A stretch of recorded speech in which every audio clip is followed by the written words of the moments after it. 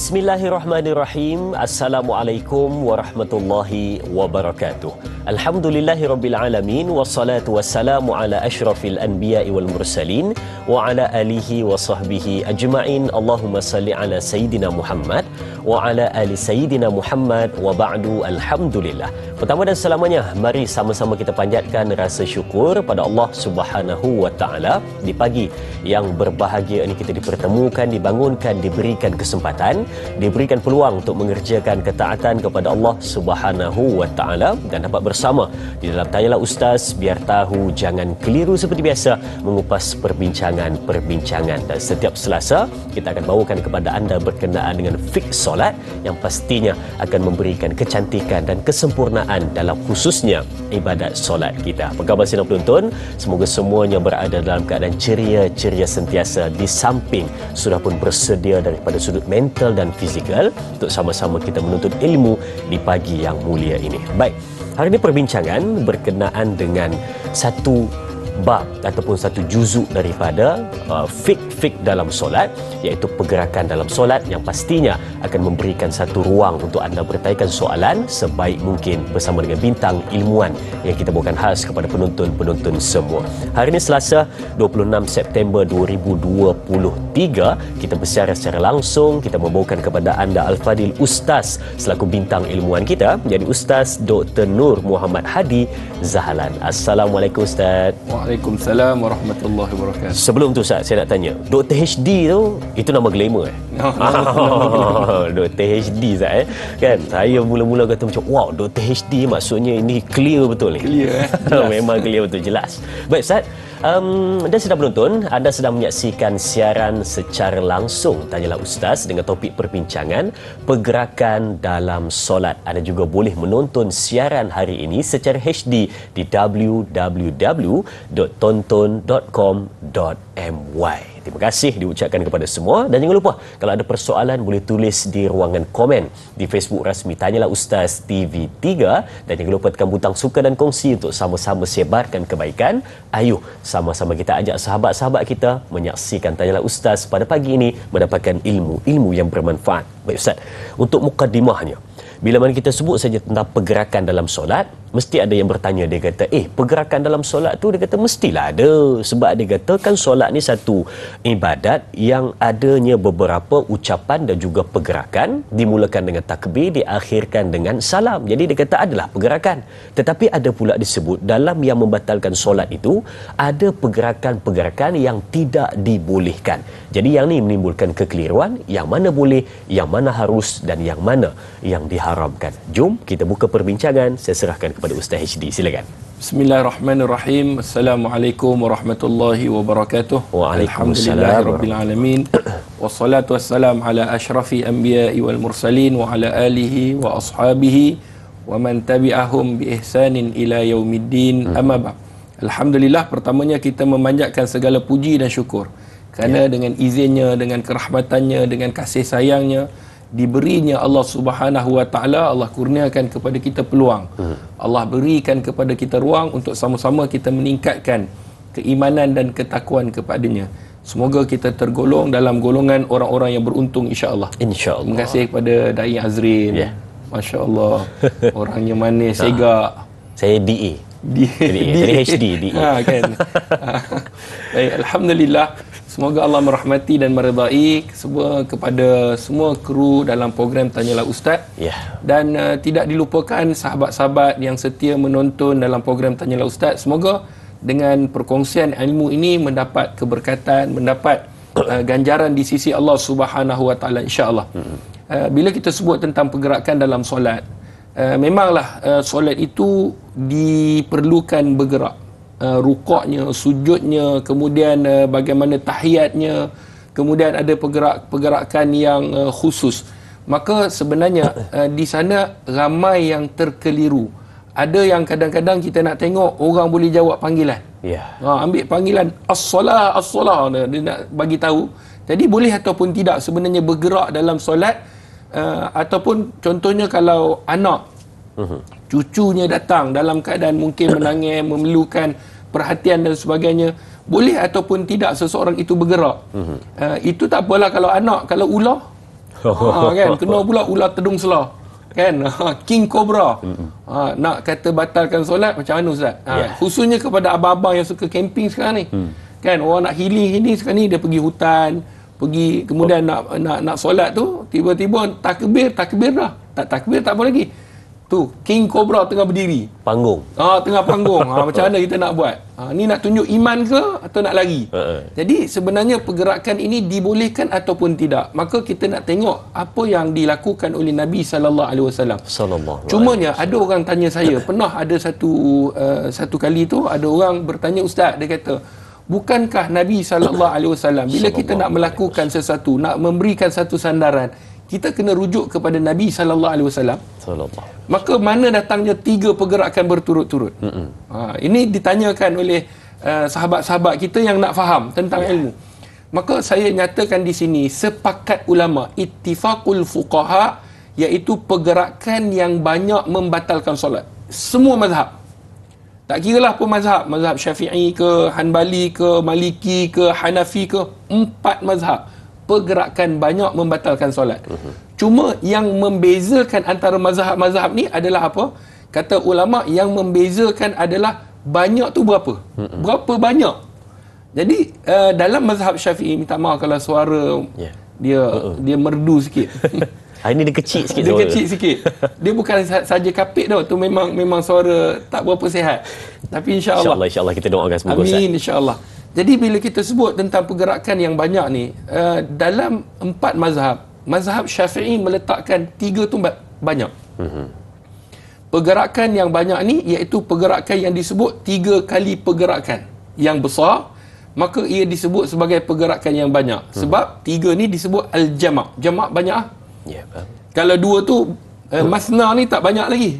Kalau 1 mufrad tu tak banyak lagi. 3 dah kira banyak. Tapi mazhab lain dia tak kira begitu. Mazhab lain dia kata mengikut adat, uruf. Walaupun melebihi 3, tapi kalau adat tengok, tak banyak lagi, dia kata. Biasa lagi ni. Maknanya pergerakan tu sedikit, maka tak batal solat. Faham?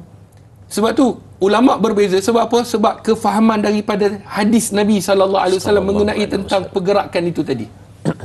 Jadi kata Imam Nawawi, seperti mana yang disebutkan di dalam sebuah kitab Minhaj At-Talibin, iaitu dia menyatakan jika seseorang melakukan sesuatu perbuatan dalam solatnya yang bukan daripada ataupun bukan daripada jenis perbuatan solat.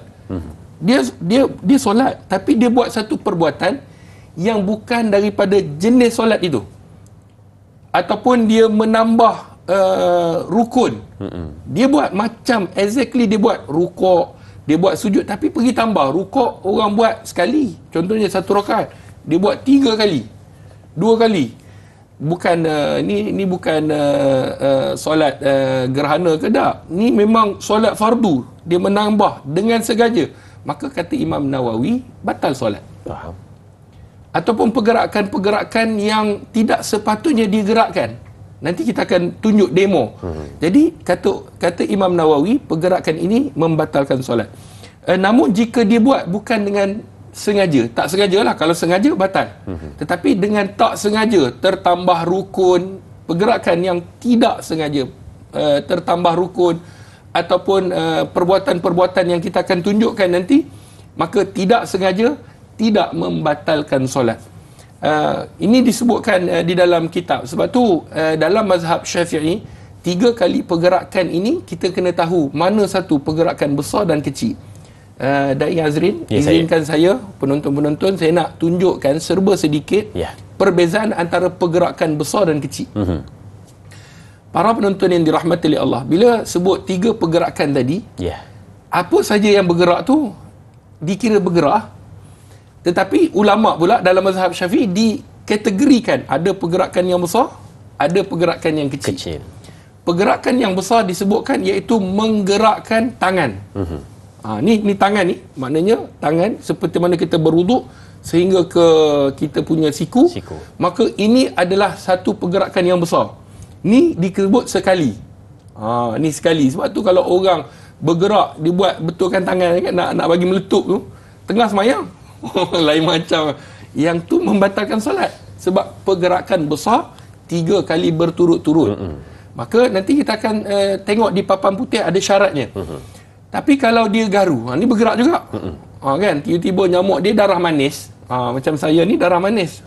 Bila nyamuk gigit, dia rasa gatal. Kemudian dia garu. Tak ada lagi orang garu begini. Kalau bergaru begini, nampak? Tangan besar. Ni besar. Tapi kalau dia garu sini, sedap pula dia rasa, sedap. Daripada Fatihah sampai Imam habis. Duk garu je. Maka ada dikategorikan hukumnya. Ada yang menyebutkan hukum-hukum ni kena tengok 5 hukum.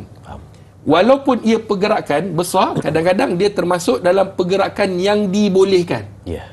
Ada kalanya pergerakan yang kecil dimakruhkan. Maka pergerakan itu nanti kita akan tengok di papan putih. Ada yang wajib, ada yang sunnah, ada yang harus, ada yang haram, ada yang makruh. Maka kita tengok pergerakan itu sebab apa, tujuan apa. Kalau kita nak menggaru tetapi terlampau banyak, pergerakan yang terlampau banyak, walaupun tidak menggunakan pergerakan yang besar, maka dia termasuk dalam makruh, pergerakan yang makruh. Contoh, kita semayang tapi dia kalut, dia nak pergi ada mungkin meeting dan sebagainya, tengok jam, bergerak juga. Tetapi pergerakan yang tidak besar, cuma pergerakan yang kecil, adakah hukumnya dibolehkan ataupun tidak? Maka nanti kita akan masukkan dalam kategori-kategori hukum-hukum yang ada 5 itu di dalam pergerakan. Inilah perbincangan ulama sebenarnya, kerana dalam solat kita tak boleh sengaja menambah-nambah pergerakan, sengaja kita nak mereka-reka, kerana dalam ibadah ni kena ingat satu kaedah, al-aslu fil ibadah, asal pada ibadah tawakuf, berhenti. Maknanya asal pada ibadah ni jangan kita buat reka ataupun cipta benda-benda yang tak ada dalam sumbernya. Sebab ibadah ni bukan boleh kita cipta, bukan boleh kita reka, bukan kita boleh fikir, tetapi dia mesti datang dengan dalil sama daripada Quran atau hadis Nabi sallallahu alaihi wasallam. Baik, itu dia Ustaz perincian awal berkenaan dengan bagaimana dimaksudkan pergerakan dalam solat. Tapi tadi kita lupa nak tanya pada Ustaz macam mana yang dimaksudkan dengan berturut-turut itu. Apa yang dimaksudkan dan berapakah jaraknya supaya tidak terjadinya berturut-turut. Tapi sebelum itu kita nak berehat seketika, kembali selepas ini bersama Tanyalah Ustaz, biar tahu jangan keliru, jangan ke mana-mana.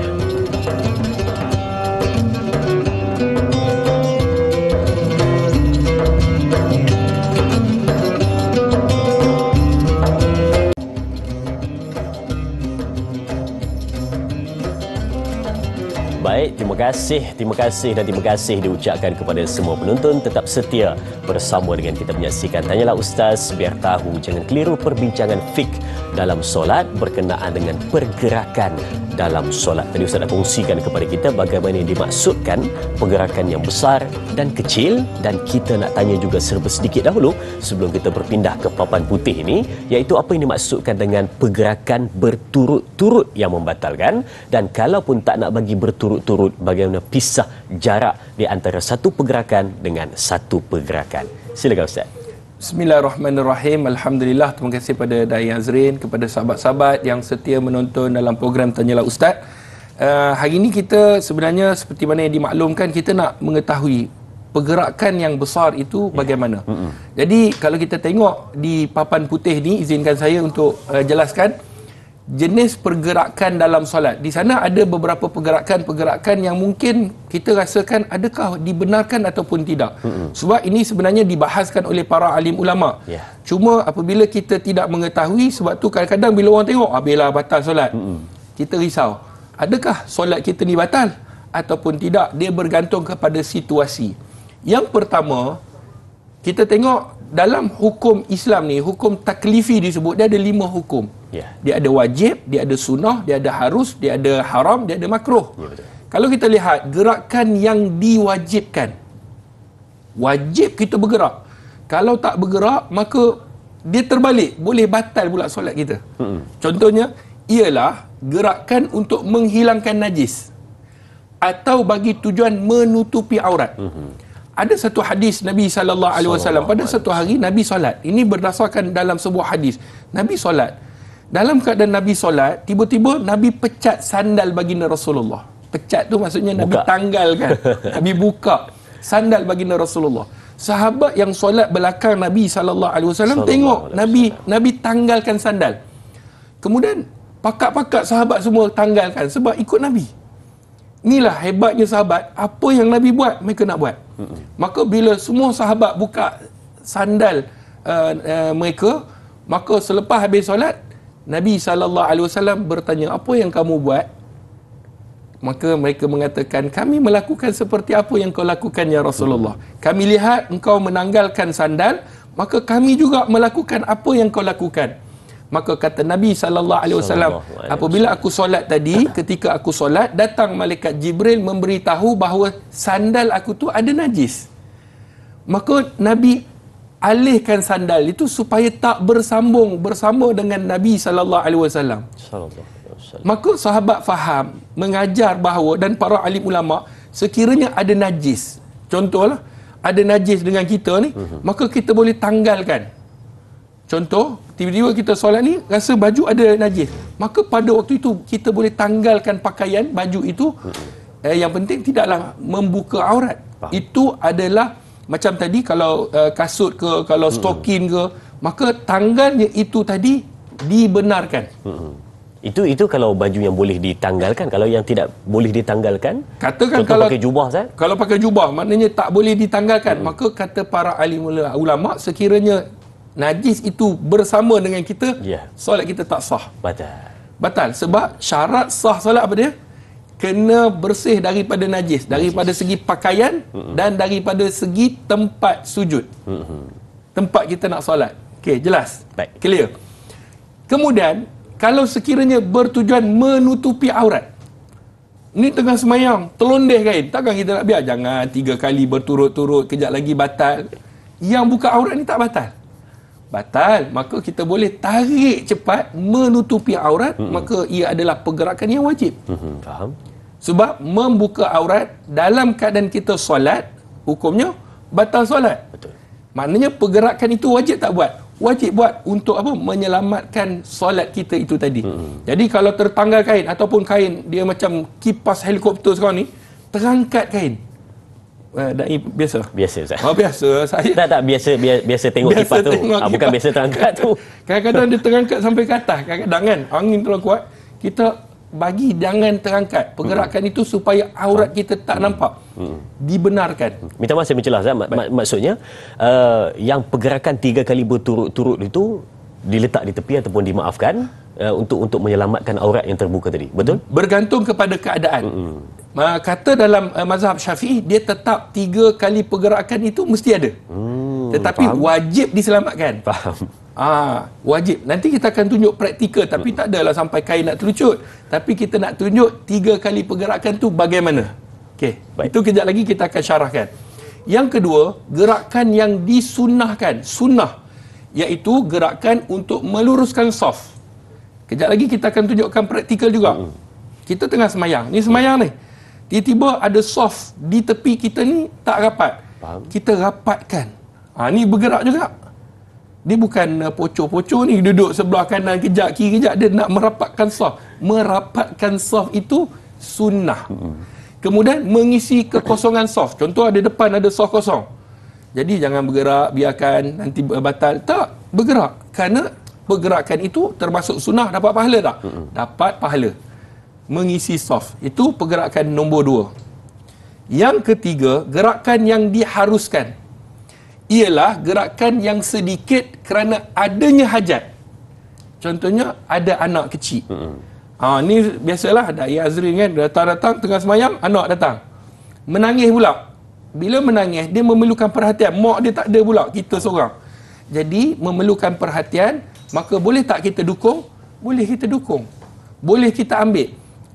Berdasarkan seperti mana apa yang dilakukan oleh Nabi SAW bersama Umamah. Di dalam hadis baginda Rasulullah mengangkat dan meletakkan Umamah itu binti Zainab. Maka ini disebutkan di dalam hadis baginda Nabi. Ulama khilaf. Sebenarnya hadis ini ada 8 pandangan. Tetapi Imam Nawawi, dia kata apa?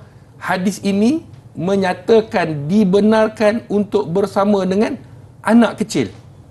Cuma dalam mazhab Syafi'i, pastikan anak tu bersih, dalam keadaan bersih. dalam keadaan telah, yalah, kita dah tukar pampers dia, kita dah bersihkan dia, maka bila dia datang boleh tak angkat? Boleh angkat. Tapi kalau dia datang dalam keadaan najis, macam mana kita nak buat? Kita tolak pelan-pelan.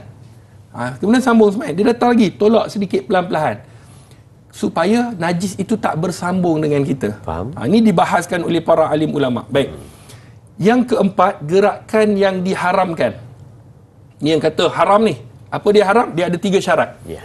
Gerakan yang memenuhi 3 syarat. Apa dia? Syarat yang pertama, gerakannya banyak. Banyak dalam mazhab Syafi'i berapa tadi? 3. Ni banyak. 3 ni banyak. Kemudian dia mesti berturut-turut. Berturut-turut. Contoh berturut-turut ni kalau kita satu, ni dah angkat 1, 2, 3. Berturut-turut. Ada orang Sami Allahu liman hamidah Rabbana walakal hamd. Dia seronok sangat. Ni tangan ni. Kita boleh campur betilkan kain, Ustaz. Itu antara, katakan berturut-turut, pergerakan banyak. Dan yang ketiga, bukan dalam keadaan darurat tadi. Kain jatuh. Faham? Kan? Nak aurat, nak tutup aurat. Najis. Ular dan sebagainya. Maka sekiranya, kata ulama, sekiranya cukup 3 syarat, solatnya batal. Allah. Dan yang kelima, yang saya tak tulis, sebab apa saya tak tulis? Sebab kita faham, selain daripada ni, maka termasuk dalam makruh. Contohnya apa? Dia pergerakan kecil. Dia menggaru, tetapi banyak garu dia. Dia memakruhkan. Maknanya hukum dia makruh. Sebab apa tak tulis? Sebab yang ni dah faham dah. Selain daripada ni, hukumnya makruh. Contohnya betulkan kopiah. Tak perlu pun, tapi nak betulkan remos dia. Nak bagi nampak. Walaupun bukan 3 kali pergerakan besar berturut-turut yang banyak, tapi dia termasuk dalam pergerakan yang hukumnya makruh. Maksudnya tak ada keperluan dia. Tak ada keperluan. Tak ada keperluan tengok jam, tengok orang pakai kain cap apa. Jadi sebenarnya solat ni kita fokus dalam keadaan kita solat. Baik, itu dia.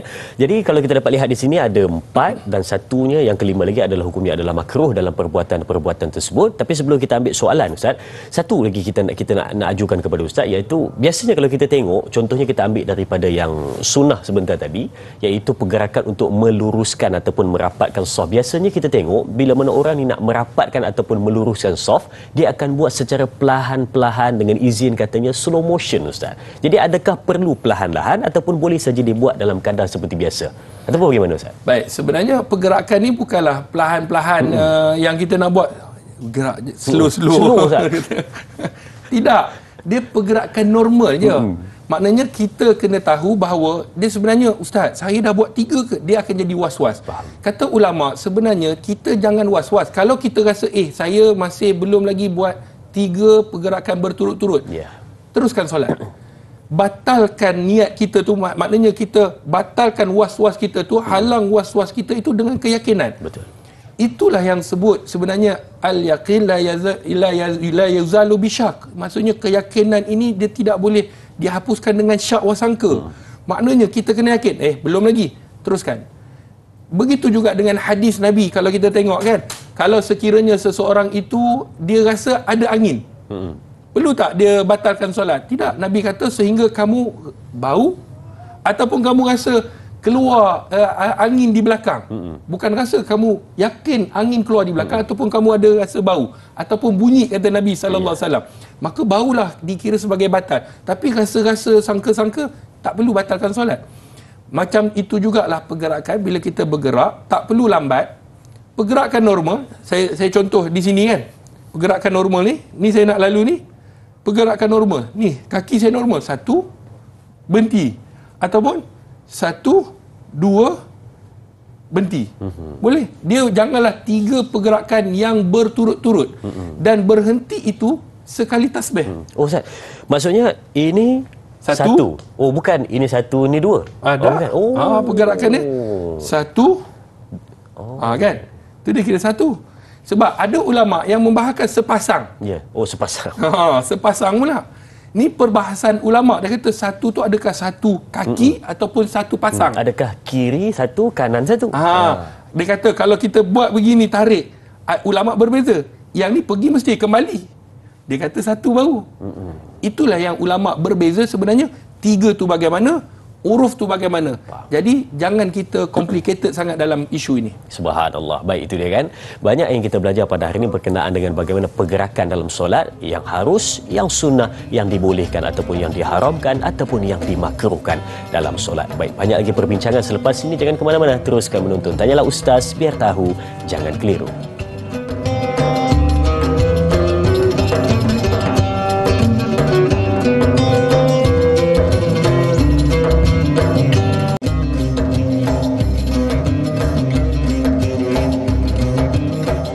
Alhamdulillah kembali bertemu untuk perbincangan pergerakan dalam solat. Mungkin ada para penonton yang baru menyaksikan Tanyalah Ustaz pada ketika ini. Sekarang kita membincangkan berkenaan dengan bagaimana yang disebut sebagai pergerakan yang boleh membatalkan solat. 3 pergerakan berturut-turut dan pergerakannya besar. Bagaimana yang cuba kita bincangkan dan bawakan kepada penonton-penonton semua. Baik, pada ketika ini kami berada di atas sejadah ataupun orang sebut tikar sembahyang ataupun sejadah pada ketika ini untuk menunjukkan sedikit sebanyak praktikal ataupun pergerakan yang boleh membatalkan dalam solat dan yang dibolehkan. Hari ini kita ada tetamu istimewa, ada adik. Baik Ustaz. Jadi sekarang kita nak tunjuk satu pergerakan mungkin berkenaan dengan solat sambil menggendong bayi seperti mana yang diceritakan dalam teori sebentar tadi. Silakan Ustaz. Bismillahirrahmanirrahim. Sahabat-sahabat penonton yang dirahmati oleh Allah Subhanahu Wa Taala, kita sebenarnya nak tunjukkan bagaimana praktikal, iaitu kita mendukung anak. Contohlah sekiranya cucu ataupun anak yang ada keperluan. Okey, kalau katakan sekarang ni kan kita nak tunjukkan realitinya bagaimana. Kalau kita ambil anak patung, mungkinlah orang kata senang. Tetapi kalau kita nak tunjukkan yang realnya, mungkin dia dengan buasnya, dengan caranya, dengan pergerakannya. Baik, kata para alim ulama, yang pertamanya bila kita solat, kita kena pastikan anak ni dalam keadaan bersih. Contohnya pampersnya kan, ni kan pampersnya. Kita rasa dia dah bersih, kita dah tukar, kita dah orang kata dah bersihkan, maka tidak jadi masalah. Kalau was-was Ustaz? Was-was, maka waktu tu jangan gendong. Baik. Tetapi kita batalkan jangan ada rasa was-was. Itu yang pertama. Yang kedua, sebab kita dah pergi tukar, bila dah tukar, kita anggap dia sebagai yakin dia dah bersih. Walaupun lepas tu dia dah buang air kecil ke, kita anggap asalnya adalah bersih. Sebab kita dah bersih kan. Kemudian bila kita nak solat, ni kita dukung ni. Ni namanya nuha. Kan? Bila kita dukung ni, contoh kita dah dukung, angkat takbir ini sunnah. Contoh kalau kita tak boleh nak angkat takbir, sebab nak angkat takbir macam ni, paras ni tak sampai. Maka perkataan Allahu Akbar itu yang wajib, yang rukun. Maka kalau boleh sebelah Allahu Akbar, solat. Dalam keadaan kita. Tetapi kalau anak ni tak perlu dukung, jangan dukung. Malam ni ataupun kejap lagi saya nak pergi dukung anak lah, saja-saja, tak perlu. Jika diperlukan saja, anak menangis contohnya, maka boleh dukung lah, kita dukung. Semayang lah, semayang macam biasa, baca Al-Fatihah, kemudian baca surah, kemudian nak rukuk, saya tunjuk rukuk. Okay, bila kita rukuk, Sami Allahu liman hamidah, ni kita pegang belakang ni, kita rukuk. Ataupun kalau sekiranya pinggang tak kuat Ustaz, boleh letak. Maknanya kita boleh letak. Kita letak di bawah ni, contohnya letak di bawah, kemudian kita rukuk. Sami Allahu liman hamidah, Rabbana walakal hamd. Anak duduk, dia tak ganggu. Maka kita bergerak ke kiri sedikit. Maknanya gerak ke kiri, kita sujud. Jangan sujud atas dia. Kan? Dia dah duduk situ, kita sujud. Allahu Akbar. Duduk antara dua sujud. Sekiranya dia menangis, kita boleh angkat lah. Faham? Ni yang kata pergerakan yang wajib. Sekiranya ada sesuatu benda yang perlu kita selamatkan. Yang perlu kita. Kemudian kita sujud. Kali kedua. Bangun. Allahu Akbar. Anak tak menangis, biarkan. Biarkan anak situ. Selagi dia tak menangis, biar je. Selagi tak menangis. Tiba-tiba dia menangis. Dia bangun. Kita boleh angkat anak tu. Dengan niat, bukan niat rukuk. Dia tak boleh. Walaupun kita rukuk macam ni. Ni dah sujud dah ni. Walaupun macam ni, kita bukan nak, kita nak angkat dia. Angkat, kita pegang. Kiblat dia salah tu. Itulah. Jadi, kita pegang. Jadi kalau anak, selagi mana anak dia tak menangis, biarkan dia. Kita sembahyang. Tapi bila dia menangis, kita nak ambil dia, ini bukan dikira sebagai rukuk. Pergerakan yang mana diperlukan, dikata. Walaupun dadanya terpaling daripada arah kiblat. Walaupun dada tu kita nampak macam ke bawah rukuk. Tetapi dia tidaklah diniatkan untuk rukuk, tetapi untuk diambil. Faham. Kita ambil anak tu. Kita ambil. Jadi selesai. Maknanya ambil dan dukung seperti biasa. Sekiranya anak okey, tidak jadi masalah, dia bermain dengan kita, maka kita duduklah. Contohnya kalau anak ni kita tahu anak ni dia ada najis. Contoh kita dah ada najis, dia duduk sini kan, dia lekat dengan kaki kita, kita ke kiri sikit. Maknanya kita ke kiri sikit. Kalau contohnya anak ni dia datang macam ni kan, yang macam ni dia datang. Baik, anggap dia menangis, maka kita boleh angkat dia. Selagi dia tak menangis, dia biar, kita duduklah. Kalau katakan dia ada najis, kita ke depan sikit. Elakkan daripada anak tu lah. Dan ulama' sebut kalau anak kita tidur, contohlah dia tidur ke, dia bermain ke macam ni kan, kita nak tengok. Ustaz, ada tak boleh? Ustaz memang dah berlatih kat rumah ke? Memang dah diajar dah. Jadi abang tak payah suruh. Contohnya dia duduk belakang, kita nak paling ke belakang ni, ibu-ibu kadang-kadang dia ada rasa perasaan risau. Anak aku buat apa, dia nak paling. Dalam mazhab Syafi'i, memaling ke kanan dan ke kiri tidak dibenarkan tanpa sebab. Tanpa sebab. Tetapi ada hadis Nabi SAW, satu hari Nabi SAW dalam peperangan Hunain, Nabi hantar satu pasukan kuda untuk meninjau. Kemudian ketika Nabi solat subuh, Nabi melihat, memandang ke arah tempat kuda tu. Jadi kata ulama dalam mazhab Syafi'i, dibenarkan sekiranya ada keperluan. Contohnya kita semayang, kadang-kadang kita nak tengok anak kita mana, tapi jangan tengok macam ni. Okey. Tak, tengok sikit je. Maknanya badan ke arah kiblat, kemudian kita tengok, okey ada. Teruskan solat. Sekiranya ada keperluan, anak kita duduk sana, kita boleh paling sedikit tengok. Okey, ataupun kalau memerlukan mata, mata saja. Kalau memerlukan kepala, kepala saja, tanpa berlebihan. Jadi ini yang dibahaskan oleh ulama, dibenarkan untuk menggendong anak dengan syarat anak itu tidak ada najis. Ustaz, najis dalam ni mungkin dia tak sunat lagi dan sebagainya, itu khilaf ulama. Dalam mazhab Syafi'i sendiri, dia kata dalil tadi, Umamah tadi menyatakan dibenarkan, tidak jadi masalah kerana ia adalah najis yang dalam. Walaupun ulama berbeza pandangan, sekiranya ada keperluan dan terpaksa untuk kita bersama dengan anak, waktu tu kita boleh ambil. Baik. Okey Ustaz, sebelum kita ambil soalan di Facebook, sikit je soalan Ustaz. Macam tadi contoh, mungkin anak Ustaz bermain di sini, tiba-tiba contoh kalau kita sembahyang berjemaah, kita duduk sebelah-sebelah, dia duduk di pertengahan Ustaz. Adakah terputus saf? Tidak. Tidak. Itu sebenarnya ulama berbeza pandangan. Memang ada pandangan ulama kata terputus saf. Kalau sekiranya contohlah budak-budak yang belum khatan lagi, kan kita angkat, ada yang mengatakan putus saf. Tetapi kebanyakan ulama dalam mazhab Syafi'i sendiri ada yang menyatakan tidak putus saf. Sebab dia bukanlah ditanggung cuma pastikan sebelum kita nak bawa anak kita, pastikan najis tu tidak ada supaya keluar daripada masalah khilaf ini tadi. Faham, baik. Sebab apa kita tanya? Sebab kadang-kadang ada yang dia marah bila mana ada anak kawan ni duduk di tengah, dia kata, tak boleh duduk sini ni, nanti terputus saf, dia kata. Jadi sebab tu kita bertanya sebab nak menjawab kepada persoalan tersebut. Baik, kita ambil soalan di Facebook dari sahabat kita, dari Al-Shal. Katanya, Assalamualaikum Ustaz. Kucing saya sering melingkar di tempat sujud dan tempat saya berdiri ketika saya sedang solat. Jika saya mengubah tempat sujud dan beralih tempat berdiri sebanyak 3 kali berturut-turut, adakah batal solat saya? Mohon perkongsian ilmu dari Ustaz. Terima kasih. Terima kasih juga Al-Shal untuk soalan ini. Kalau tadi anak, yang ni kucing pula Ustaz. Bagaimana? Silakan. Kucing kita tak bawa kucing lah. Ya. Kucing tak boleh gendong kan? Kucing tak. Baik, bila kita sebut mengenai tentang kucing ni, kita kena faham pergerakan 3 kali. Contohnya dia duduk depan kita ni. Jadi kita boleh beralih tempat untuk mengelakkan mungkin sujud dekat dia ke, ataupun dia cakar kita ke bermain, kita boleh elak. Contohnya belah kanan, kita bergerak ke kanan. Kucing tu pergi ke sini, tak apalah. Maknanya bila kita bergerak, pergerakan 3 kali berturut-turut, dia tak boleh Kejap lagi macam ni kan. Ini 3 kali berturut-turut, maka batal. Faham. Tetapi kalau sekali kita dah berhenti dengan syarat sekali tasbih, maka dia dah dikira sebagai renew balik yang baru. Maka bila kita solat, dalam keadaan kita solat, kita nak sujud kejap lagi, kita nak berganjak ke belakang ataupun ke kanan ataupun ke kiri, dibenarkan sebab ada keperluan tadi.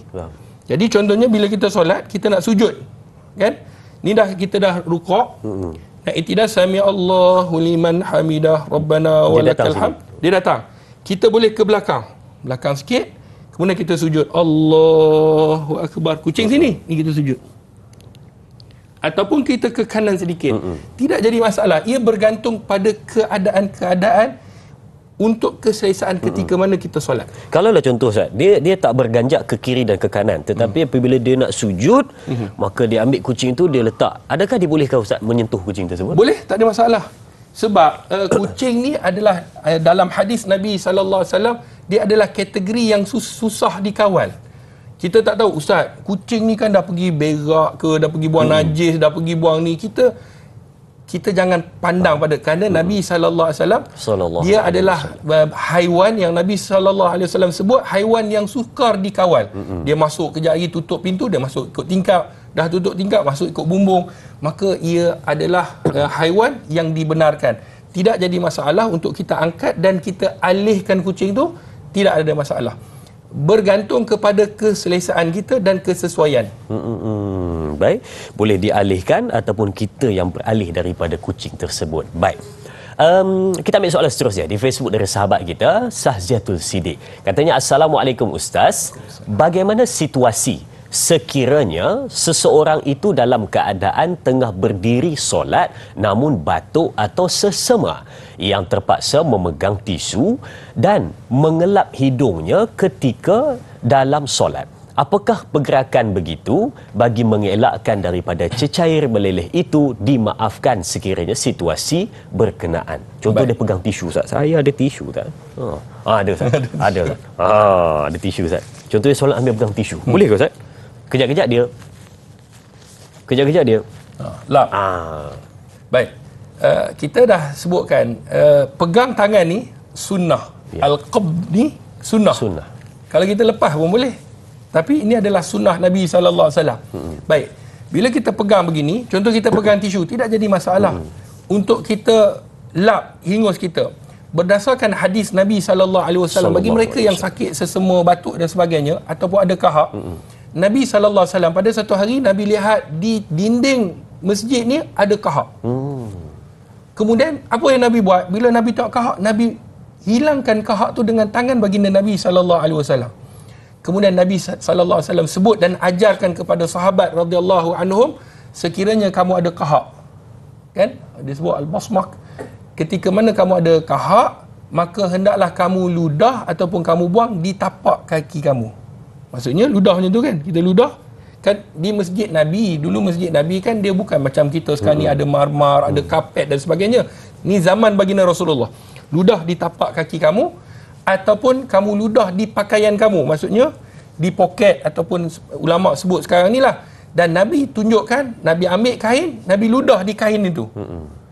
Ludah di kain, kemudian Nabi gulung dan Nabi simpan. Maksudnya Nabi letakkan. Kemudian Nabi solat. Maksudnya Ustaz, kalau orang perempuan dia berhingus ataupun apa, boleh disapu dengan telekung? Boleh, tidak jadi masalah. Ada orang tu, Ustaz, pengotor lah Ustaz. Dia bukan masalah pengotor. Takkan nak biarkan lagi pengotor.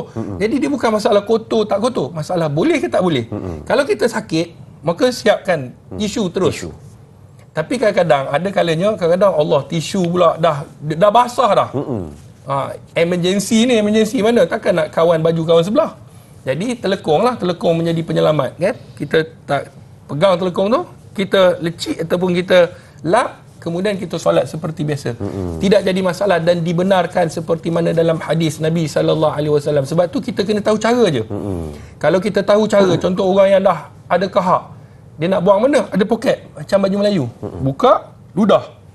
Oh, itu fungsi dia Ustaz? Itu fungsi dia. Maka ludah dalam ni, Ustaz, meleleh sini. Jangan kira. Dibenarkan tak? Dibenarkan. Kemudian kejap lagi pergi basuh, pergi ni, keluarlah lepas bagi salam, terus keluar bersihkan. Tidak jadi masalah dalam keadaan kita solat. nak lecik ke ataupun batuk contohnya. Dia batuk macam tadi dalam soalan, dia batuk. Dia tu Ustaz 3 kali. Maknanya batuk dalam keadaan ini tidak disebut sebagai 3 kali. Sebab tu kita kena melihat juga pergerakan tu, tak adalah orang batuk macam ni kan. Itu dahsyat. Dia batuk, dia angkat tangan, tutup mulut, maka dia dah statik. Maka tidak jadi masalah dalam keadaan batuk ataupun dalam keadaan selsema ataupun dalam apa juga keadaan yang memerlukan pergerakan kita, maka dibenarkan mengikut hukum fiqh yang 5 tadi. Baik. Maksudnya setiap daripada apa?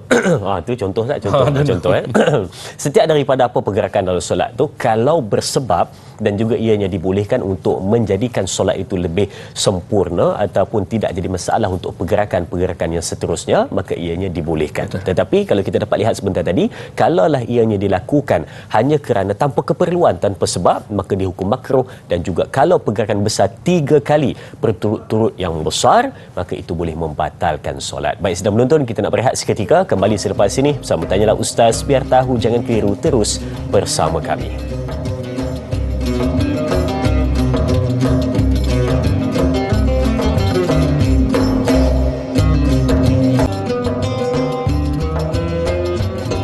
Pertubuhan Akademi Al-Bayan kini sedang usaha menjalankan kerja-kerja pembinaan kompleks tahfiz dakwah anak-anak mualaf yang pertama di Malaysia.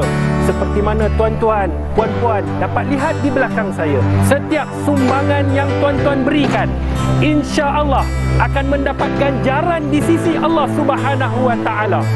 Ayo kita membantu untuk membina sebuah kompleks bagi melahirkan dai mualaf Akademi Al-Bayan, satu agama pelbagai bangsa.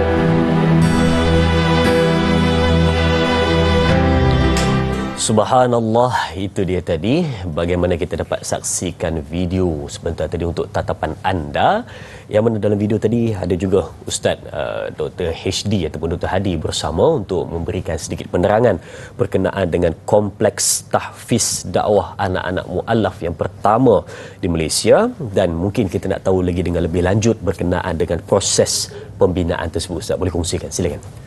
Bismillahirrahmanirrahim. Sahabat-sahabat penonton yang dirahmati oleh Allah Subhanahu wa taala, kami mengajak sebenarnya untuk bersama-sama minta maaf, saya tersedu. Dia ada masalah sedu ni daripada tadi. Jadi kalau nampak macam minta maaf, iklan tu, namanya iklan. Sahabat-sahabat penonton yang dirahmati oleh Allah, saya mengajak kepada semua sahabat-sahabat penonton untuk sama-sama kita bersama dengan pembangunan Akademi Al-Bayan. Kerana kita akan membina sebuah kompleks tahfiz dakwah anak-anak mualaf yang pertama di Malaysia. Subhanallah. Subhanallah. Kalimah yang kita nak tegakkan dalam kompleks ini, kalimah la ilaha illallah. Dalam sebuah hadis Nabi SAW, Nabi sebut, Nabi kata, bila Nabi berdakwah, ya ayyuhan nas, wahai manusia, qulu la ilaha illallah, sebutlah tiada Tuhan yang disembah melainkan Allah, wa antum tuflihu, kamu akan berjaya. Maka kita mengajak dalam kompleks ini, kita nak membina sebuah masjid 3 budaya 3 pintu, supaya kita nak berdakwah kepada mereka-mereka yang masih lagi belum mengenal agama Allah. Masuknya kita ke dalam Islam adalah dengan kita meninggalkan perkara-perkara yang tidak dibenarkan oleh Allah. Jadi kita nak fokus, kita adalah Islam, ibadah.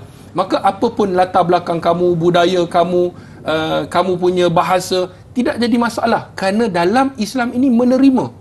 Inilah salah satu daripada keunikan agama Islam itu sendiri. Maka kita nak membina rumah Allah. Sesiapa yang membina rumah Allah, maka Allah akan membina rumahnya dalam syurga. Dan seperti mana dalam hadis, sahabat-sahabat, kerja-kerja pembinaan sedang dijalankan. Hari tu kita dah tambun tanah, selesai alhamdulillah. Kita tengah buat retaining wall, maksudnya untuk tanah tu tak lari. Kemudian sekarang ni insya-Allah dalam bulan 10 kita akan mula piling.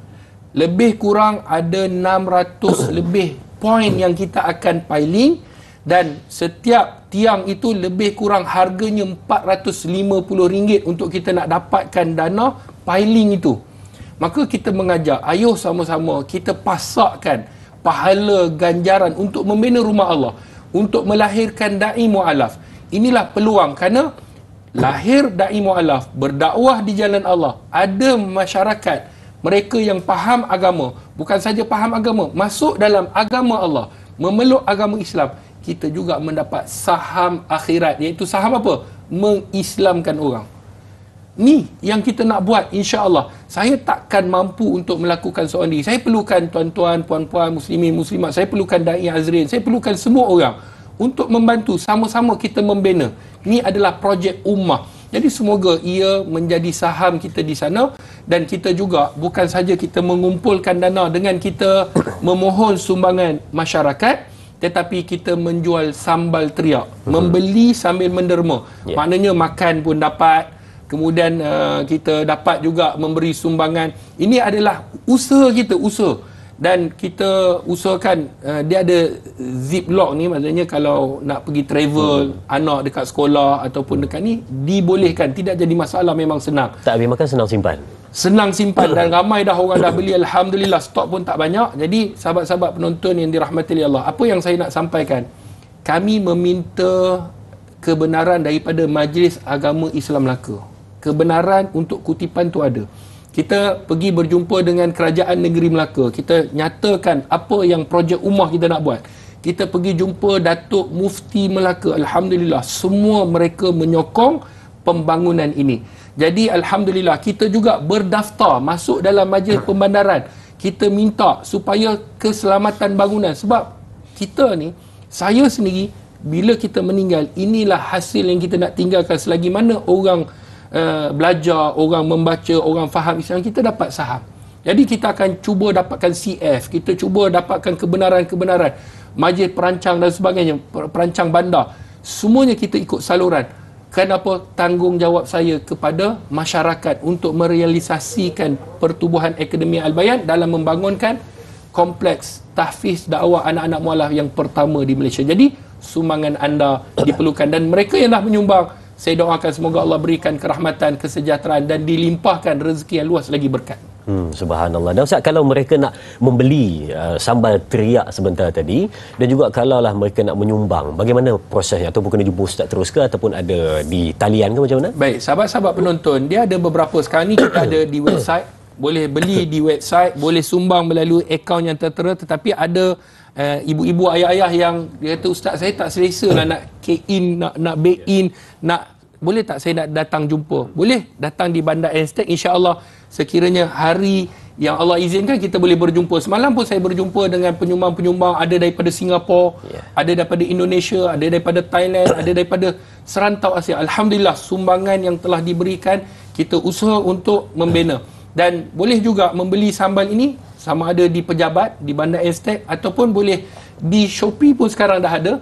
Jadi insya-Allah kemudahan-kemudahan itu membeli sambil menerima. Semoga Allah berikan kebaikan kepada kita semua, insya-Allah. Di beg kuning, Ustaz? Beg kuning akan ada. Akan ada. Dan Ustaz, kalau mereka nak melihat Ustaz punya perkembangan ataupun proses pembinaan akademi ini ataupun kompleks ini, jadi di mana boleh tengok, ataupun di media sosial Ustaz boleh kongsikan kepada kami? Boleh, sahabat-sahabat, sama ada boleh pergi ke tapak pembangunan tu. Memang sekarang ni di mana?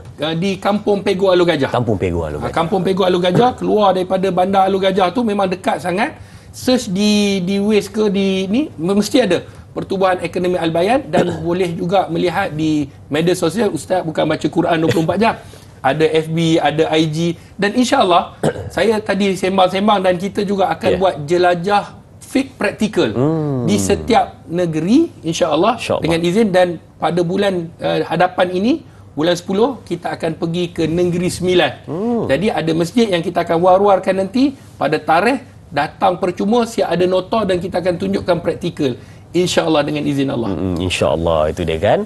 Facebook ada, setiap media sosial pun ada. Ustaz kongsikan kepada kita sebentar tadi untuk sama-sama kita ikuti Ustaz dan ikuti perkembangan khususnya proses pembinaan kompleks tersebut. Satu je soalan Ustaz. Dah follow saya ke belum? Dah. Tak ada, saja. Baik. Okey. Ustaz, kita akan sambung perbincangan kita. Terima kasih Ustaz untuk perkongsian berkenaan dengan kompleks pembinaan sebentar tadi. Dan juga kita nak teruskan dengan perbincangan kita untuk pergerakan dalam solat. Sambil kita mendengar, sambil kita menyumbang, kita juga nak menjawab persoalan dari penonton-penonton. Baik.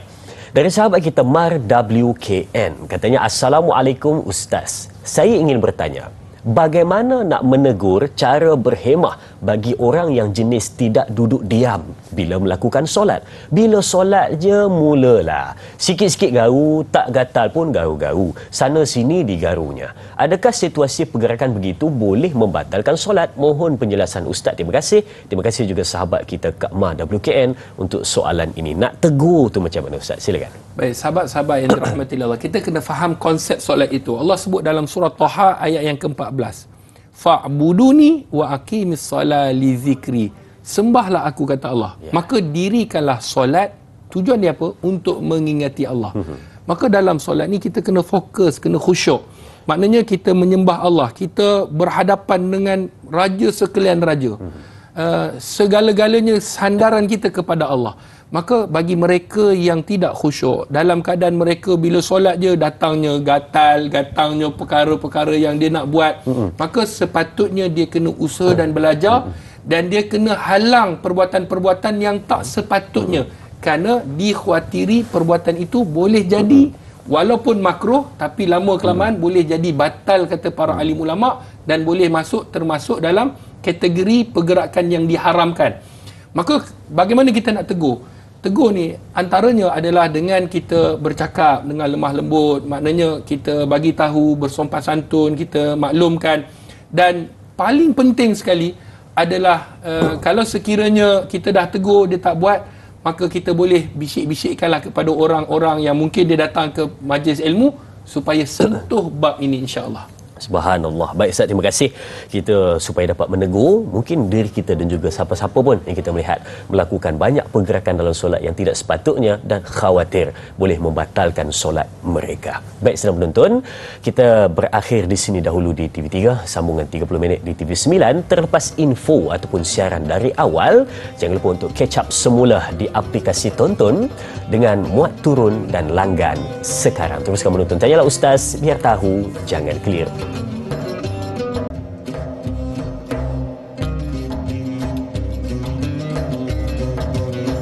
Alhamdulillah, kita kembali bertemu untuk teruskan perbincangan kita berkenaan dengan pergerakan dalam solat. Baik, kita kembali untuk praktikal di atas sejadah pada ketika ini. Kita nak lihat lagi banyak soalan berkenaan dengan pergerakan-pergerakan yang boleh membatalkan. Kita nak ambil soalan di Facebook dari sahabat kita sebelum itu. Terima kasih diucapkan kepada anda yang terus menonton dan terus bertanyakan soalan dan terus mengikuti perbincangan kita dari awal sehingga ke penghujung. Baik, kita nak lihat soalan di Facebook dari sahabat kita, Jura Azlin Sofian. Katanya, Assalamualaikum Ustaz. Soalan saya, bagi kaum wanita, kain terlekung, terlucut ataupun terlondeh boleh dikatakan antara masalah yang sering dihadapi ketika solat. Kadang-kala mereka tanpa sengaja terpijak kain terlekung ketika bangun dari sujud. Jika dibetulkan, banyak pula pergerakannya. Andai dibiarkan, bimbang terdedah aurat dengan bahagian kaki. Bolehkah betulkan telekung, pegang ataupun batalkan solat tersebut? Mohon pencerahan Ustaz. Terima kasih. Terima kasih juga sahabat kita Jura Azlin Sofian untuk soalan ini. Betul juga Ustaz. Katanya kalau nak biarkan aurat. Betul. Kalau nak betulkan banyak pergerakan pula. Betul. Tapi dia tak tahu laki lagi banyak. 1 2 3. Macam mana Ustaz? Silakan. Baik, bismillahirrahmanirrahim. Sahabat-sahabat penonton yang dirahmati oleh Allah, terima kasih pada Puan Jura atas soalan. Seperti itu yang saya sebutkan tadi, pergerakan ini kita kena faham dulu konteks wajib ke, sunat ke, haram ke, makruh ke ataupun harus. Jadi kalau tadi yang siapa tertinggal boleh pergi ke FB Tanyalah Ustaz tu, boleh snap gambar, boleh fahamkan dan boleh tanya pula soalan. Sebab kalau kita faham tentang teori itu tadi, tentang pergerakan jenis-jenis melalui hukum, kita dah faham. Bila terdedah aurat, maknanya wajib untuk kita tutup. Faham, betul. Cuma ulama menyebutkan pergerakan itu bagaimana. Bila kita sebut yad, tangan ini mesti sepasang. Sebab tu macam yang saya sebut kaki, rijl, kaki mesti sepasang. Jarang kalau melainkan dengan izin Allah, Allah jadikan dia satu je kaki. Jadi ulama kata bila pergerakan tu, contohnya kalau saya bergerak ni, ada ulama kata pergerakan ni dia dah kira satu. Ni kalau kata tengok fokus kaki saya kan, contoh saya ulang sekali lagi, ni dikira satu, ni dah dikira dua. Ada ulama kata begitu. Ada ulama kata ni sepasang, ni baru satu. Sebab kaki disebut pergerakan kaki yang besar, tangan. Jadi sepasang, mesti sepasang. Takkan kita nak berhenti je satu. Dia mesti kita kembali macam ni. Faham betul? Jadi ini dikira sebagai satu, kata para alim ulama. Ada ulama membincangkan tentang bab ni. Adakah satu itu kaki satu saja ataupun sepasang? Faham. Maka kebanyakan ulama kata sepasang lah. Satu, begini. Dua, begini. Begitulah. Sehinggalah kita nak lengkap. Kalau ke kiri dan ke kanan Pak Ustaz? Pun sama juga. Satu, ni sepasang, kita gerakkan sepasang. Jadi tangan itu bila kita Sami Allahu liman hamidah, ni pergerakan ni kira satu pergerakan. Ni baru sekali satu pasang satu. Sebab tu bila kita nak betulkan kopiah, contohnya nak betulkan kopiah, tangan saya satu, dua, kan susah. Mestilah dua. Ni kita cabut, kita letak balik. Jadi pergerakan tangan yang walaupun dia dua, nampak dua, tapi dia adalah satu pasang. Satu pasang. Jadi satu pasang dikira satu lah, kata ulama. Maka kita nak ada kain, mereka minta ustaz tolong jadi macam kain perempuan lah. Kan, untuk kita pakai. Khas untuk penonton tanyalah ustaz, kita pakailah buat. Untuk kita nak tunjuk. Tapi kalau nak buat contoh lelaki pun boleh Ustaz. Lelaki pun boleh, perempuan pun boleh. Samalah kain kain contohlah. Saya tak tahu kalau ikat perempuan macam mana kan, tapi kita nak contoh saja, contoh. Tapi biasanya Ustaz, kalau dia bergerak, dia nak, kalau dia nak jatuh sendiri, potensi tu lemah sikit. Tapi kalau ada orang pijak, dia berpotensi. Contohnya macam ni lah. Contoh ni, tolong pijak. Kita saya pijak tak apa. Masa ni saya jadi jahat sikit. Okey, pijak kain tu. Contohlah ni nak bangun ni, tiba-tiba dia pijak kan. Dia kena ni dulu Ustaz, dia kena rukuk, sujud dulu. Sujud dulu. Okey. Kita sujud Sujud. Okey, saya tarik atas sikit. Tapi bagi saya naik dulu nampak betul rancang tu. Okey kan? Pijak Okey, sujud dulu Ustaz. Okey, naik. Okey, ni dah sujud kedua Ustaz. Okey. Saya dah naik, saya laju sikit. Okey, bila naik. Okey Ustaz. Contoh pijak ni. Tiba-tiba buat tak jatuh lah Ustaz. Tiba-tiba dia jatuh. Contohlah. Okay, Contohlah katakan jatuh macam ni, macam ni. Kita pegang. Pertama kali jangan. Satu, dua, tiga. Dia payah. Sebab dia wajib, kategori wajib. Jadi bila jatuh, kita pegang dulu. Kemudian kita nak ikat. Maka kita dah kata sepasang tangan tadi, ni baru satu pergerakan. Ni angkat ni, satu pergerakan. Kemudian kita gulung, baru dua. Jadi kita dah berhenti. Kalau berhenti sikit, seketika berhenti tu dah kira tasbih. Sekali tasbih, berhenti seketika, tu kita gulung. Ni pergerakan kecil. Saya ni kira batal ke Ustaz? Tak batal. Sebab saya tengok Ustaz tengah ni ikat. Tak. Tengok dengan sengaja memang tak dibenarkan lah, makruh lah. Okey, bila kita contoh sekali lagi jatuh ni, jatuh kita pegang ni dulu, pegang.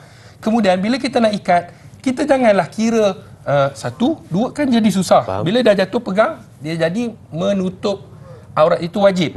Maka kita pegang, kemudian kita ikat je terus. Sebab pergerakan ini dia tidak besar. Sebab pergerakan yang besar, yang ni pergerakan besar. Contohnya jatuh.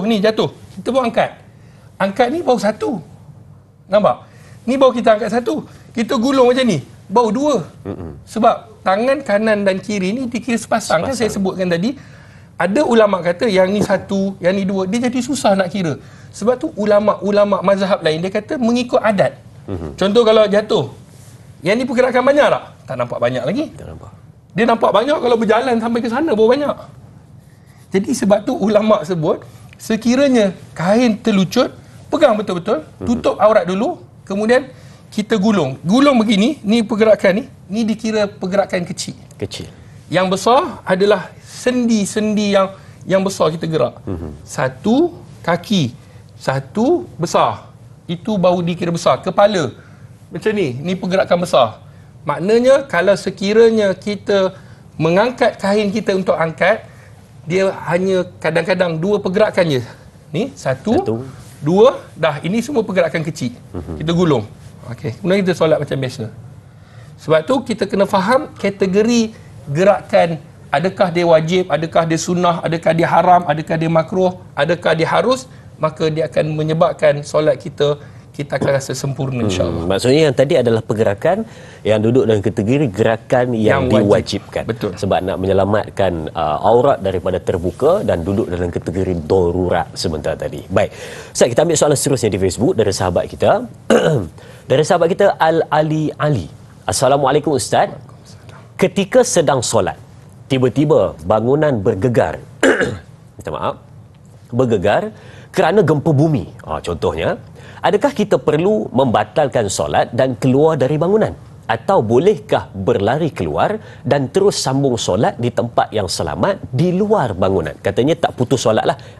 Ataupun sambil dia ni berlari tapi masih lagi dalam sembahyang, sampai ke tempat yang selamat dia sambung solat. Terima kasih sahabat kita Al-Ali Ali untuk soalan ini. Silakan. Baik, Ustaz. Bismillahirrahmanirrahim. Saya tolong kan? Kejap lagi nak buat serban. Saya nak tunjuk yang serban pula.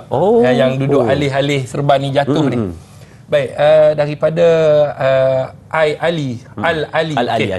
Mengenai tentang gempa, seperti mana yang baru-baru ni berlaku, gempa bumi di satu kawasan, dia tengah solat, ada yang lari keluar, boleh ataupun tidak. Pada asalnya, perkataan Allah Subhanahu Wa Taala, firman Allah, la tubtilu a'malakum, jangan kamu membatalkan solat kamu ataupun amalan-amalan kamu. Apa saja amalan, Allah tak benarkan, wala tubtilu a'malakum, jangan kamu batalkan amalan. Maka kata ulama, diberi pilihan. Kalau sekiranya dia nak duduk kekal untuk solat, silakan, boleh.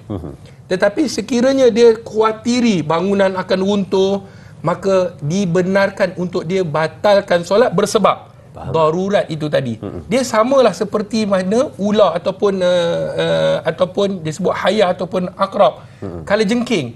Dalam hadis Nabi SAW, dua binatang ni boleh dibunuh. Boleh dibunuh. Maknanya kalau kita tengah semayang, tiba-tiba ular dah macam tu. Kalau kita 1, 2 dan dipatuk dulu, jelas itu saya nak fahamkan kepada sahabat. Memanglah dalam situasi normal bolehlah kita ikut 1, 2, 1, 2. Tetapi kalau kita faham kaedah solat secara umum dan secara apa yang disebutkan oleh ulama, ulama membenar untuk membunuh ketika solat. Ini berdasarkan hadis Nabi sallallahu alaihi wasallam. Kalau jengking, contoh dia datang, dia pergi ke kita, boleh membahayakan kita. Takkan kita 1 takkan jadi macam tu. Jadi kita boleh pijak dia lah. Kalau kita pakai kasut, contohnya kasut macam Nabi sallallahu alaihi wasallam, memakai sepatu sandal, maka kalau kita sekiranya kita ada alat ataupun mungkin sekarang ni kita buka, kita boleh pegang, kita nak katok dia dengan nak pukul dia untuk nak mati supaya tidak mencederakan kita. Sekiranya dia membahayakan kita, kalau dia lalu ujung sana, kita pergi ambil kayu, pergi kejar, itu tak boleh. Dia mesti membahayakan kita. Itu syarat dia, kata ulama. Maka pergerakan itu dibenarkan, kata ulama. Dibenarkan untuk membunuh. Dua haiwan ni je. Kalau arnab lalu tak boleh, walaupun kita sedang memburu. Kan? Jadi yang boleh ular dan kalajengking. Maka kata ulama, kalau sekiranya gempa itu tadi, rasa-rasa kita takut bangunan ni runtuh, maka pada waktu itu boleh membatalkan solat. Begitu juga ular. Ular dah panggung ni, kalau aku ambil katok ni mesti tak mati ni. Kita pun tak ada ilmu. Yang ada ilmu lari je. Jadi waktu itu membahayakan nyawa. Maka kata ulama, boleh kita membatalkan solat. Supaya apa? Supaya menyelamatkan nyawa itu tadi. Jadi buat apa? Cabut lah, lari lah. Maknanya kita lari untuk menyelamatkan diri. Jadi maksudnya, tapi yang kita sebutkan tadi tu, ular dan kalajengking itu, adakah ianya perumpamaan ataupun yang seakan-akan itu pun boleh dibunuh ataupun macam mana, Ustaz? Kata ulama melihat kepada bisa, sebab kita tahu di negara Arab memang kalajengking ni memang ada, ataupun ular, ataupun bolehlah dikategorikan semayang dekat paya ataupun dekat ni orang memancing buaya. Oh, buaya Nabi kata jangan bunuh. Dia tak payah lari. Tak payah lari. Sekali dengap, innalillah lah. Tetapi kalau dalam keadaan benda-benda yang berbahaya, maka waktu itu sekiranya kita boleh bergerak tidak melebihi 3 pergerakan berturut-turut, ular ada depan, kita belakang, 1, 2, kita belakang, dibenarkan ataupun kita membatalkan solat untuk menjaga diri ataupun nyawa kita. Itu dibincangkan oleh ulama. Sama seperti gempa bumi, boleh rujuk dalam majlis fatwa, khususnya di wilayah ada menyebut tentang isu ni. Subhanallah. Terima kasih, Ustaz. Dan Ustaz, yang berkenaan dengan serban tadi, saya rasa macam tertarik nak dengar, Ustaz, yang betulkan macam mana tu. Serban ni macam ni, Ustaz. Serban ya lah. Contohlah, ni kita anggap serban lah ni, serban kan. Kadang-kadang ada orang, dia letakkan di bahu dia. Dia bila di bahu, kadang-kadang bila dia rukuk ni nak jatuh ni. Oh, rida, Ustaz. Dia rida lah. Kadang-kadang bila dia nak jatuh ni, kan, dia nak betulkan macam ni. Betulkan balik. Kadang-kadang ada, kalau kita tengok di negara Arab, dia boleh betulkan. Boleh tukar pula sebelah. Satu.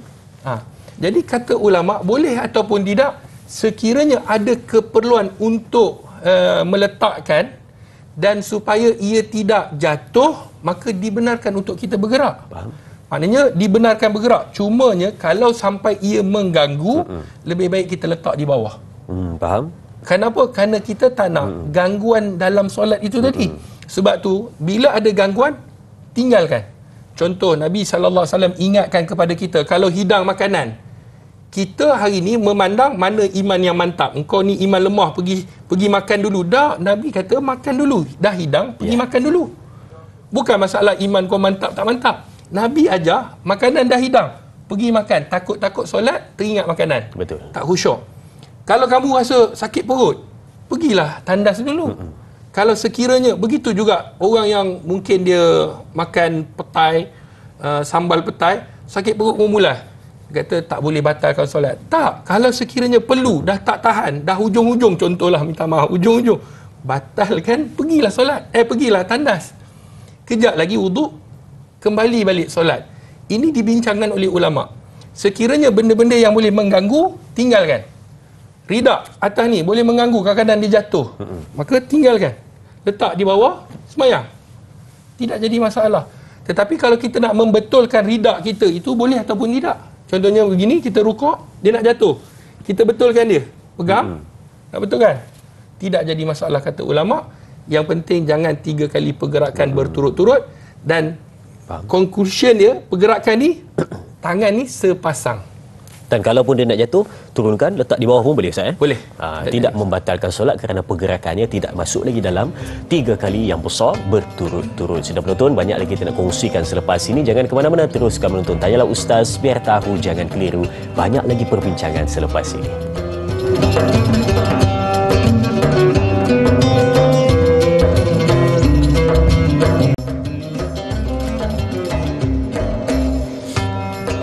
Subhanallah, sudah penonton, saya waktu berehat seketika tadi, saya ada terfikir.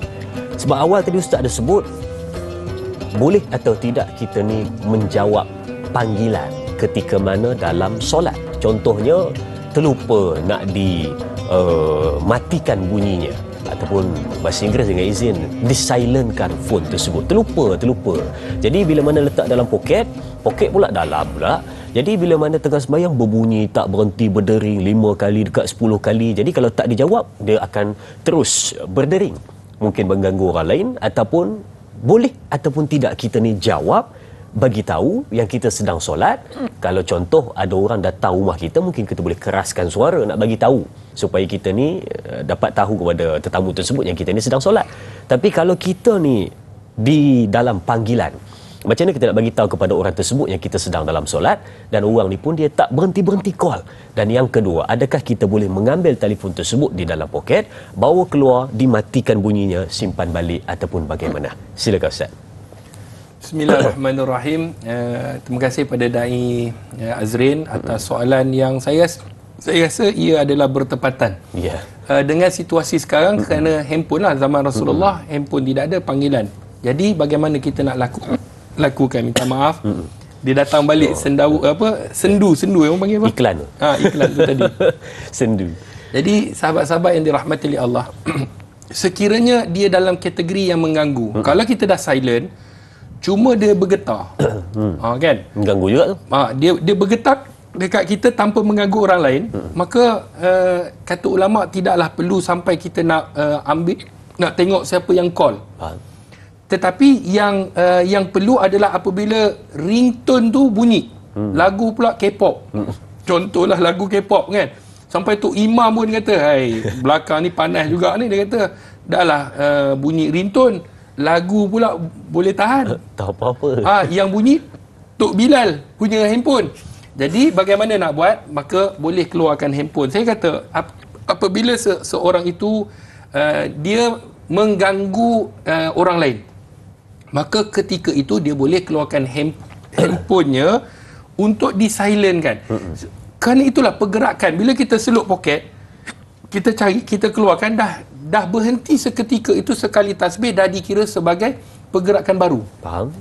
Keluar, tak perlu tengok, tengok siapa mesej, siapa ni. Tutup je. Tutup, kemudian simpan balik. Ataupun simpan yang di tempat yang lagi mudah kalau bunyi lagi. Minta maaf. Simpan di tempat yang mudah untuk, macam saya ada poket sini, simpan. Kejap lagi bunyi, ambil, tutup kembali. Maka sebab itulah telefon ini kita boleh matikan, tidak jadi masalah. Sehingga kan ada perbahasan ulama, sekiranya sahabat-sahabat yang letak handphone di bawah, di bawah ni, maka macam mana, adakah kita nak kena tunduk ambil? Maka ulama kata boleh guna kaki je pun. Kan kakinya tu kita tekan, pakai kaki, jangan sampai pecah lah, tekan. Kadang-kadang dia, kalau dia keluar dekat skrin ni, apa-apa saja kita tekan, dia akan berhenti.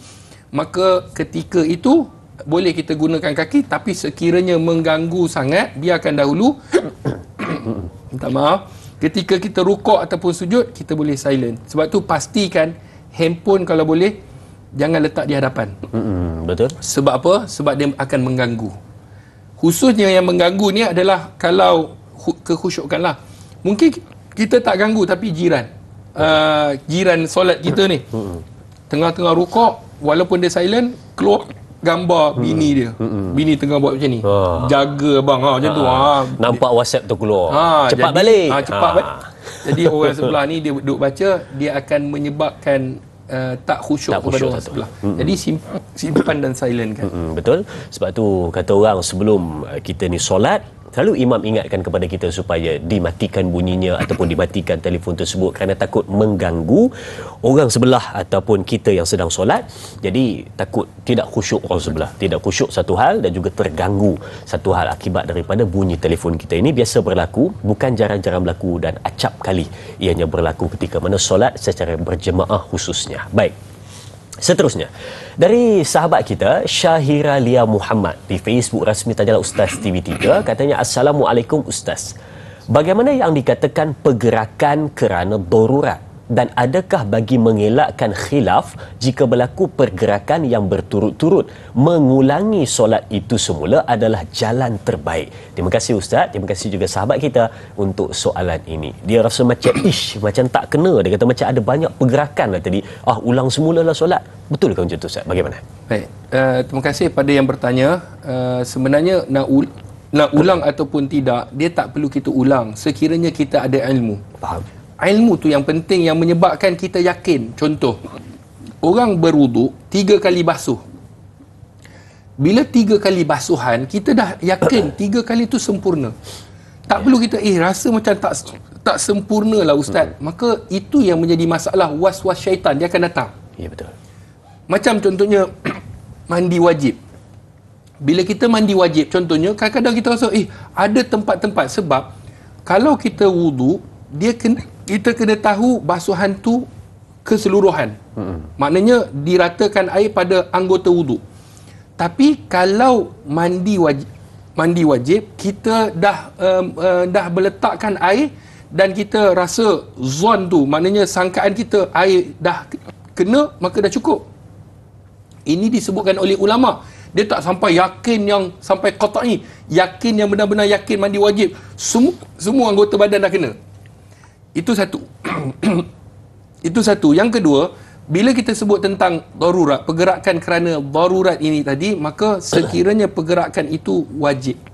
Yang wajib tadi lah kita kata darurat, ada ular, ada gempa bumi, kita nak bergerak, mungkin kita nak bergerak 3 kali pergerakan, tidak jadi masalah. Tetapi sekiranya dia memudaratkan kita dengan ada ular ataupun benda-benda bahaya, maka pada ketika itu, kata ulama', kita boleh batalkan solat dan solat semula.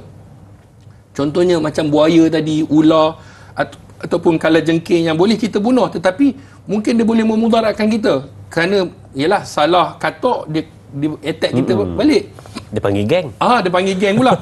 Jadi sebab itu, kalau kita rasa tak yakin, maka kita boleh batalkan solat dan kita boleh ulang semula. Cuma, jangan sampai was-was itu, dia mencengkam jiwa kita. Kalau ada was-was, inilah yang akan syaitan suka, dia akan usaha dan usaha dan usaha, akhirnya kita akan give up, kita kata lebih baik tak payah solat lah. Sebab solat pun bukan sempurna, bukan khusyuk. Maka ini penyakit yang syaitan paling suka adalah was-was. Subhanallah. Baik Ustaz, itu jawapannya berkenaannya. Jangan, tak payah diulang pun tak apa. Cumanya kita pada hari ini kena tahu dan ada ilmu bagaimana untuk mendapatkan solat yang sempurna tanpa ada pergerakan yang tidak sepatutnya dilakukan dalam solat tersebut.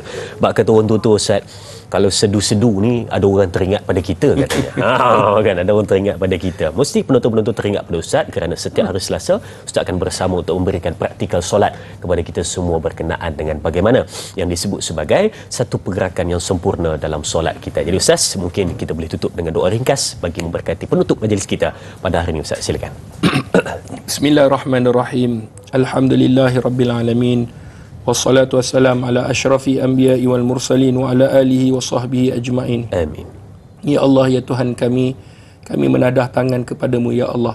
Hanya kepada Engkau ya Allah kami sembah, kepada Engkau kami sandarkan, kepada Engkau kami harapkan. Tiada Tuhan yang kami sembah melainkan Engkau ya Allah. Amin. Ya Allah, kami penuh dengan kesalahan dan dosa ya Allah. Amin. Jika Engkau tidak memaafkan dan ampunkan dosa kami tergolong dalam golongan orang-orang yang zalim lagi rugi.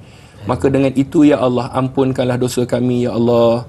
Ampunkanlah dosa kedua ibu bapa kami ya Allah. Amin. Rahmatilah mereka seperti mana mereka merahmati kami sewaktu kami kecil ya Allah. Amin. Ya Allah, ya Tuhan kami, matikanlah kami dalam kebaikan dengan kalimah la ilaha illallah. Amin. Janganlah kau matikan kami dalam keburukan ya Allah dan penghinaan. Ya Allah, ya Tuhan kami, belas kasihanlah kepada kami ya Allah. Kami hamba-Mu yang lemah ya Allah, banyak melakukan kesilapan sama ada sengaja ataupun tidak. Sengaja ataupun tidak, ataupun dengan zahir ataupun dengan secara batin. Amin. Ya Allah, ada dalam kalangan kami yang sakit, maka sembuhkanlah.